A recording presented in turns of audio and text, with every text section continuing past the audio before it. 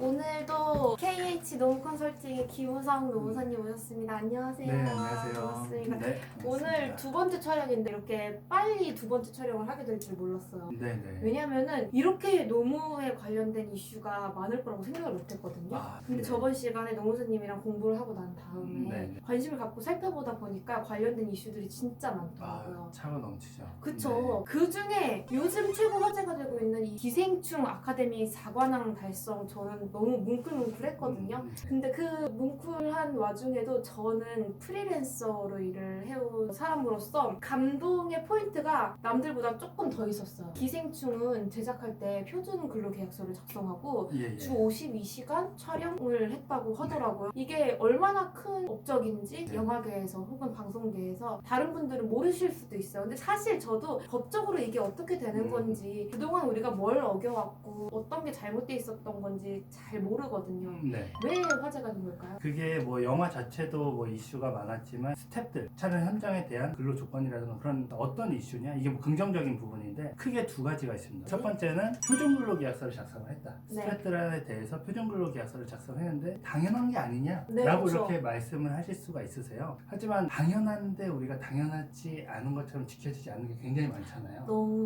예, 많습니다. 그래서 대표적으로 근로계약서가 작성이 됐다라는 부분이 첫 번째고 두 번째는 주 52시간 근무제를 철저하게 지켰다라는 거예요. 스태프들도 만족을 하면서 그보다 쾌적한 근무 환경을 제공을 했고 이 역시 제작에 큰 동기부여가 됐다 이렇게 좀 볼 수가 있을 것 같습니다. 이번 계기로 제작 현장에서 주 52시간 근무제 그리고 표준 근로계약서 이 네네. 두 가지가 이슈가 됐잖아요. 네네. 근데 사실 이 두 가지가 뭔지 자세하게 모르시는 분들이 많을 것 같아요. 저도 잘 모르거든요. 네네. 52시간 근무제는 네. 어떤 건가요? 52시간 근무제는 네. 근로기준법에 명시가 되어 있습니다. 네. 근로기준법 50조에 하루의 근무 시간은 8시간 그리고 일주의 근무 시간은 40시간을 넘지 않도록 근무할 것을 네. 법에 명시가 되어 있어요. 9 to 6. 네, 9시에 맞아요. 출근해서 6시에 퇴근을 하시지만 그 사이에 점심시간이 있죠. 1시간. 네, 그렇죠. 그 1시간을 제외하면 딱 8시간이 돼요. 그 시간이 법정 근로 시간입니다. 도저히 일이 많으면 그 시간만 지킬 수는 없잖아요. 더하게 되더라도 추가로 하는 시간을 12시간은 넘지 마. 그래서 1주 40시간, 1주 최대 연장으로 12시간을 합쳐서 52시간.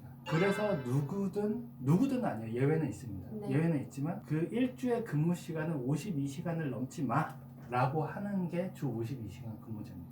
이게 지금까지 지켜지지 않았었던 건가요? 일단은 영화, 뭐 드라마 제작 현장에만 국한해서 말씀을 네. 드릴게요. 원래는 이게 법에서도 영화 제작업에 대해서는 주 52시간, 그러니까 연장 근로의 제한을 두지 않겠다라는 법이 원래 있었어요. 아, 몰랐어요. 그러니까 주구장창 할 수 있었던 거예요. 아. 뭐 밤샘 촬영이나 뭐 3일을 뭐 밤을 샜네라고 하는 게 법에도 위배가 되지 않았던 거예요. 아니 너무하다. 예, 예. 그들도 사람이고 근로자들인데. 그렇죠. 그래서 왜냐면 또 특성도 있기도 하죠. 뭐 영화나 드라마 같은 경우에는 장비를 또 렌탈을 해야 네, 되잖아요. 그렇죠. 그 장비 뭐 저보다 훨씬 잘 아시죠? 돈이 엄청 들어요. 장비 그렇죠. 렌탈하는데 그렇죠. 시간이. 예. 그래서 그 시간 때문에라도 거기에 맞췄던 거예요. 맞아요. 진짜 시간이 네. 돈이에요. 장비 때문에 인력이 거기에 맞췄던 거였는데 음. 이제는 그러지 마라. 인력에 맞춰라. 돈 얼마나 들건 그거는 니네 사정이고 52시간 다 지켜라. 라고 해서 영화 제작업에 대해서는 빠졌어요. 해서 그게 2018년부터 적용이 됐거든요. 그때부터 영화 드라마 제작 현장에서도 네. 주 52시간 근무제도가 굉장히 많이 이슈가 됐었습니다. 아, 그러면은 표준 근로계약서는 구체적으로 어떤 내용이 담겨 있나요? 예. 표준근로계약서라는 명칭이 딱 정해져 있진 않아요. 아, 그래요? 예. 그냥 어떻게 하는 거냐. 그 노동부에서 그냥 예시로 제시를 해주던가 근로계약서는 이렇게 쓰십시오. 네. 라고 하는 형태. 아니면은 산업과 업종. 예를 들어 영화 네. 제작업이라고 하면은 영화 제작 산업에서 근로계약서를 쓸 거면 우리는 이런 식으로 써라. 아. 라고 이렇게 제시를 해주는 게 표준근로계약서예요. 그러면은 이 현장 스태프들도 저는 당연히 근로자라고 생각을 하는데 이들도 당연히 표준 근로계약서를 작성해야 되는 거 아닌가요? 그죠.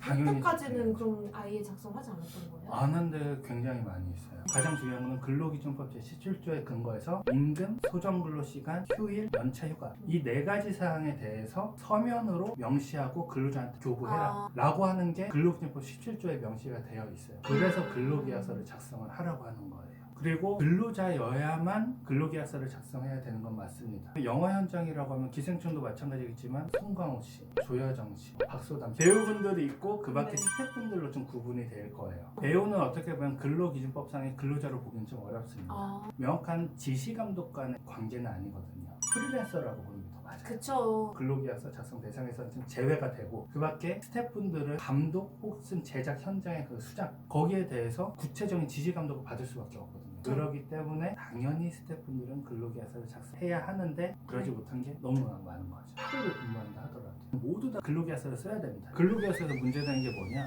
예를 들어 사장님이세요. 저는 3개월 기간제 근로자로 네. 알바를 하러 왔어요. 네. 그 근로계약서를 쓰기로 해서 썼는데 사장님이 노무에 대해서 잘 모르셨어요. 못 쓸 수도 네. 있어요. 왜냐면 소규모로 자영업 하시는 분들은 이런 거 그쵸. 진짜 모르시잖아요. 그리고 각자의 분야를 열심히 하시는 분들이 다른 분야까지 이렇게 신경을 쓰실 그쵸. 여력이 없으세요. 근로계약서를 써야 된다는 걸 아셨는데 네. 제대로 안 쓰신 거예요. 어떻게 쓰셨나요? 일을 잘하는지 못하는지. 양아치인지 그렇죠. 개운뱅인지 어떻게 알아요? 물론 딱 얼굴만 봐도 나타나는 게 있긴 그렇긴 하지만 하죠. 그래도 모르니까 3개월 정도의 계약직으로 채용을 하시는 경우가 많이 있으세요. 그쵸. 수습기가. 그렇죠. 근데 수습기간으로 하기도 하고 아니면 1월부터 3월까지만 딱 하는데 근로계약서 조항에 그 조항이 안 들어가 있어요. 예를 들어. 그럼 어떻게 되는 거예요? 그럼 정규직 근로자가 돼버려요. 진짜 기간 예. 명시가 안 돼 있으면 예. 어머 그러면 못 자르네요 맘대로? 예, 그래서 이 근로자는 그걸 또 알고 있어요. 야, 너 안 되겠다. 너 우리랑 좀 안 맞다. 라고 얘기는 하고 하셨는데 제가 저 근로계약서 뭐 3개월 그런 말씀 없으셨잖아요. 아예 오리발을 내미는 거예요. 그래서 가장 기본이면서 중요한 게 근로계약서예요.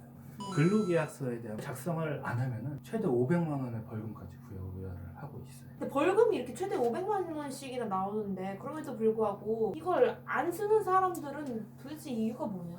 저도 좀 답답해요. 이렇게 사업주분들을 말씀을 드리면 그런 분들 많으세요? 굉장히 많아요. 과거에는 노무에 대한 인식 자체가 없으셔가지고 아예 그냥 모르고 작성을 안 하시는 경우가 많이 있으셨어요. 최근 들어서는 이슈가 많이 발생을 하고 노무에 대해서 특히 근로계약서는 써야 된다 라는 얘기들이 사실 많아지고 있으니까 네. 작성을 많이 하세요. 그럼에도 불구하고 작성을 안 하시는 경우가 굉장히 많이 있으세요. 어떤 경우냐? 지금까지 안 썼는데 문제가 없었다. 아직 이 사람 수습이고 그리고 어떻게 될지 모르니까 정규직 되면 그때 쓰겠다 라고 이렇게 하시는 경우도 사실 많이 있으세요. 네네. 그래서 저희끼리 하는 얘기가 있지만 이런 얘기를 많이 해요. 한 번도 노무 이슈가 없었던 사업장은 있어도 한 번만 노무 이슈가 있었던 사업장은 없다. 그래요? 왜요? 그러니까 이미 퇴사하신 분들과에 대해서도 커뮤니티가 굉장히 잘 되어 있고 SNS나 야 우리 이거 했었어야 돼. 와 진짜 카페 네이트판 이런 거 있잖아요. 그래서 그런 부분들이 있기 때문에 오히려 사용자보다 근로자분들이 훨씬 많이 하시는 경우가 있어요.